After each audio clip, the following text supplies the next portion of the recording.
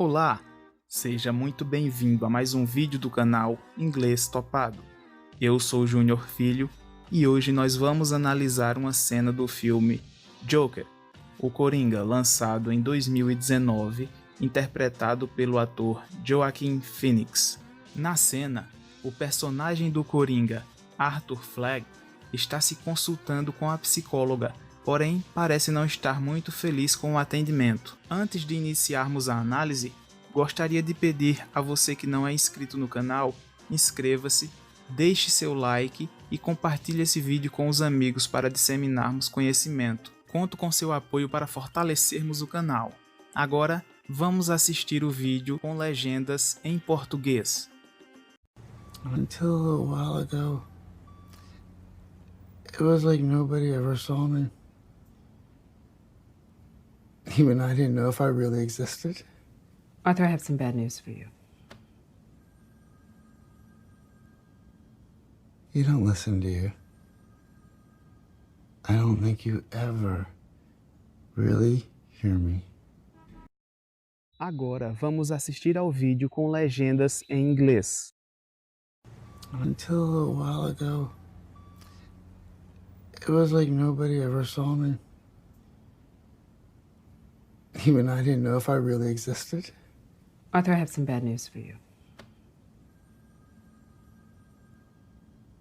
You don't listen, do you? I don't think you ever really hear me. Until a little while ago.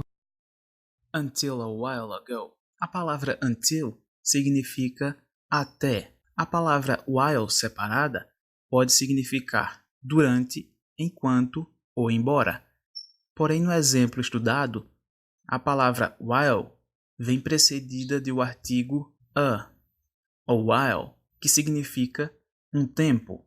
A palavra ago significa atrás.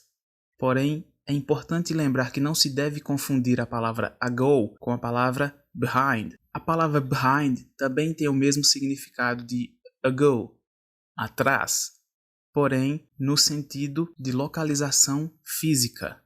Por exemplo, he lives behind the church. Ele vive atrás da igreja. Vejamos agora alguns exemplos com a palavra ago. She rang me a while ago. Ela me ligou um tempo atrás.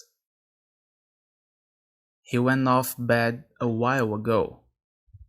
Ele foi para a cama há um tempo atrás. Com isso, until a while ago tem sua tradução da seguinte maneira: até um tempo atrás. It was like nobody ever saw me. It was like nobody ever saw me. A expressão it was like significa era como. Perceba que nesta expressão o pronome it não é traduzido para o português.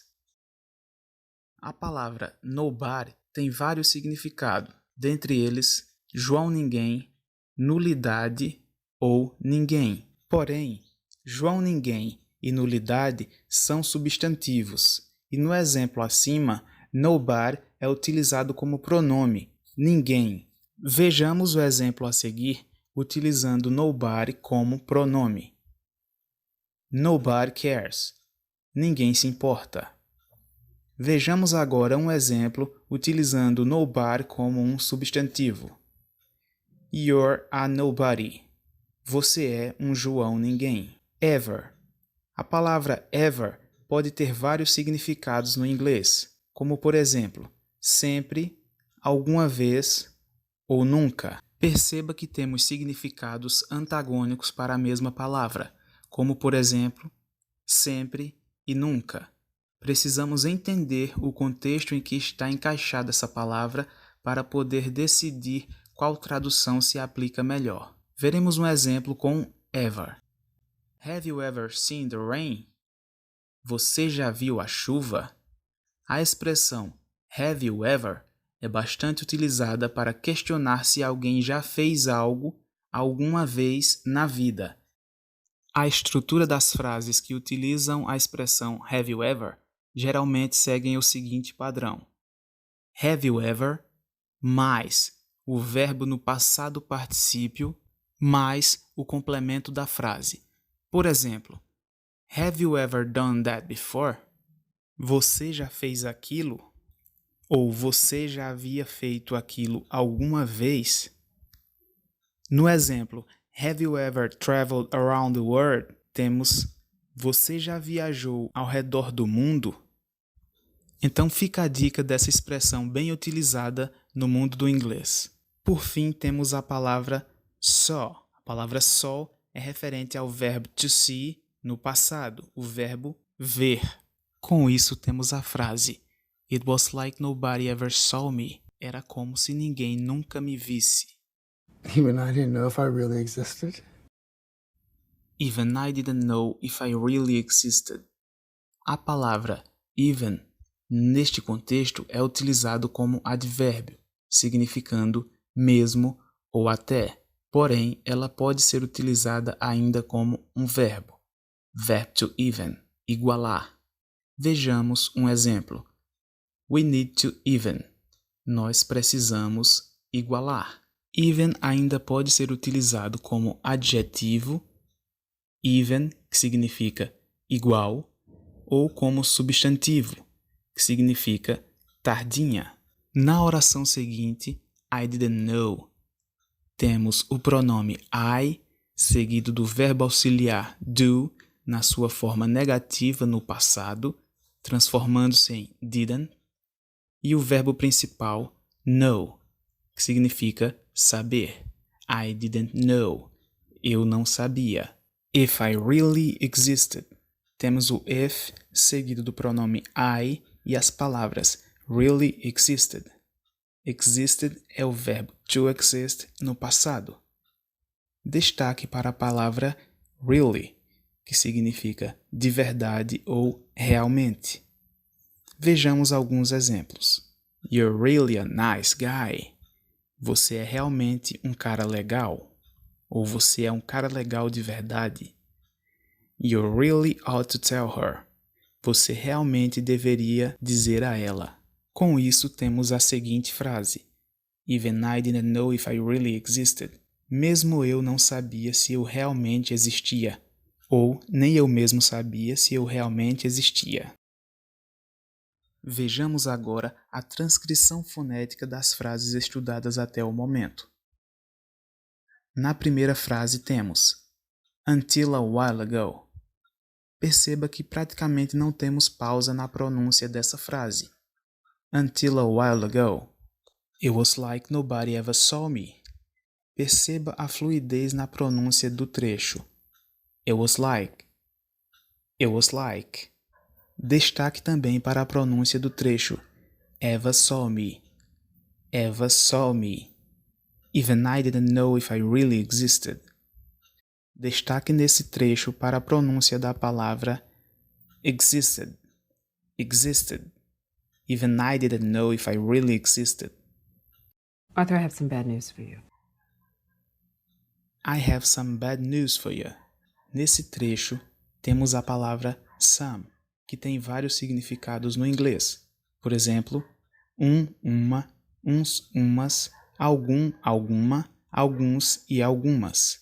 I have some bad news for you. Tenho más notícias para você. A expressão have some significa, ao pé da letra, tenho algumas. Porém, quando colocamos ela no contexto em que é apresentado, a palavra some pode ou não ser traduzida para o português. Vejamos o próximo exemplo. We are here and we have some good news. Nós estamos aqui e temos boas notícias. Perceba que também pode ser traduzida da seguinte maneira. Nós estamos aqui e temos algumas boas notícias. A título de conhecimento, no que se refere à palavra news, temos os 3 exemplos abaixo. News significa notícias. Newspaper significa jornal. E newsletter significa boletim de notícias. Quem nunca viu ou ouviu a expressão breaking news e ficou se perguntando o que será que isso significa? Pois bem, breaking news significa notícias de última hora, últimas notícias ou notícias quentes. Por um acaso você sabe utilizar a expressão dar a notícia a alguém em inglês? Não, pois vamos aprender. A expressão to break the news é bastante utilizada na língua inglesa quando se diz respeito a dar a notícia a alguém. Vejamos o exemplo a seguir. Who's going to break the news to them? Quem vai dar a notícia para eles? Com isso, temos neste trecho do vídeo a seguinte frase: Arthur, I have some bad news for you. Ou, eu tenho más notícias para você. You don't listen, do you? You don't listen, do you? Perceba que no final da frase temos o chamado question tags, que são marcadores de perguntas. You don't listen, do you? Traduzindo para o português, significa você não escuta. Escuta ou você não escuta. Não é? Ou o nosso famoso né? Você não escuta, né? Perceba que na oração principal, you don't listen, a frase não indica ser uma oração interrogativa. E aí entra a função da question tag, do you. Ela é um indicativo de que aquilo é uma pergunta, ou seja, o interlocutor pronuncia uma afirmação, you don't listen, e logo em seguida pede uma confirmação, do you? You don't listen, do you? Você não escuta, né? Vejamos alguns exemplos. You don't like to dance, do you? Você não gosta de dançar, né? Your name is Junior, isn't it? Seu nome é Júnior, né? She didn't send me letters, did she? Ela não me envia cartas, né? Ou ela não me envia cartas, envia? Perceba que quando são utilizados question tags, se na oração principal o verbo vier na sua forma negativa, na question tag ele não vai vir com essa forma negativa. E vice-versa. Se na oração principal o verbo não vier com sua forma negativa, na question tag ele virá com sua forma negativa. I don't think you ever really hear me. I don't think you ever really hear me. I don't think é equivalente a eu não acho que você ever really hear me. Em qualquer momento realmente me ouve. Perceba que a palavra ever, neste contexto, é traduzido como em qualquer momento, diferente do significado aplicado nas frases anteriores que vimos logo no início do vídeo. Vejamos agora a transcrição fonética dessas frases. You don't listen, do you? You don't listen, do you? Gostaria de chamar a atenção para a palavra listen. Veja a transcrição fonética. Listen, listen. You don't listen, do you? Do you? I don't think you ever really hear me. I don't think you ever really hear me. Então, pessoal, por hoje é só. Esse foi mais um vídeo do canal Inglês Topado. Eu espero sinceramente que você tenha absorvido algo importante deste vídeo que você vai utilizar na sua vida. Se você ainda não é inscrito no canal, inscreva-se, deixe seu like para fortalecer o canal, compartilhe esse vídeo com seus amigos para disseminar o conhecimento. Vamos assistir novamente o trecho do vídeo sem legendas. Se você ficou com alguma dúvida, pode voltar o vídeo quantas vezes forem necessárias. E nos comentários sugestões de análises para os próximos vídeos. Eu sou o Júnior Filho, vou ficando por aqui. Até o próximo vídeo. Tchau! Until a little while ago, it was like nobody ever saw me. Even I didn't know if I really existed. Arthur, I have some bad news for you. You don't listen, do you? I don't think you ever really hear me.